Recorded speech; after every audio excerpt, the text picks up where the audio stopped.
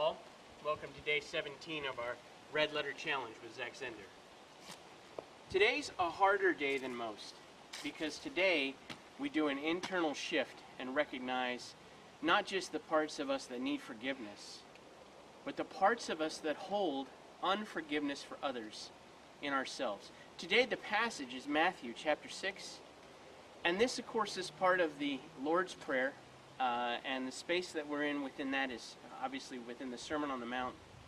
And so Jesus is talking about what our lives look like, some of the most important red letters, if any red letters can be more important. And what I find really interesting about this is that it hones in on Matthew chapter 6 and verse 12, where it says, "Forgive others their trespasses as you forgive those," or "Forgive us our trespasses as we forgive those who trespass against us." See, now, in our modern context, this concept is not appreciated because it means I have personal responsibility for how much I get forgiven for. Now, don't get me wrong, there is the reality that some people do get forgiven. I mean, we have the thief on the cross, right? And he didn't have the chance to live for Jesus, but he still found eternal salvation. So I'm not saying that's not out there, but one of the things that has been really hard for me lately, just being transparent with you, is that I hold that verse and at the same time I read books like James, and he pushes really hard on the fact that if we have faith, action ought to accompany it. And so I understand that I have some personal responsibility in what I allow to influence me and how I treat other people. So today, as we're here together, I want us to consider that. And I want us to recognize that in the Lord's Prayer, He's teaching us that in the same way that we forgive other people, we also wish to be forgiven.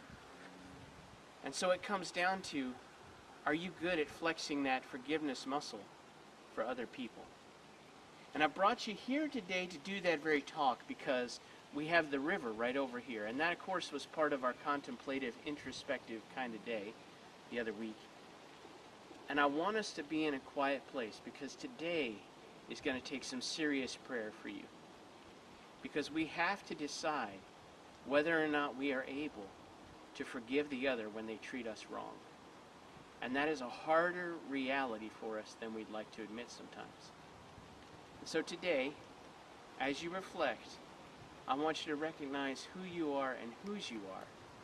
But I also want you to realize that personal responsibility and the forgiveness of another has a direct bearing on how God views you. Not in an ugly and nasty kind of way, but just in a real way.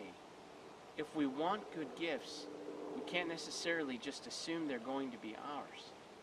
We need to work at trying to be the forgiving person that Christ wants us to be. I pray that as you do that, you remember who you are and whose you are, and that this view blesses you.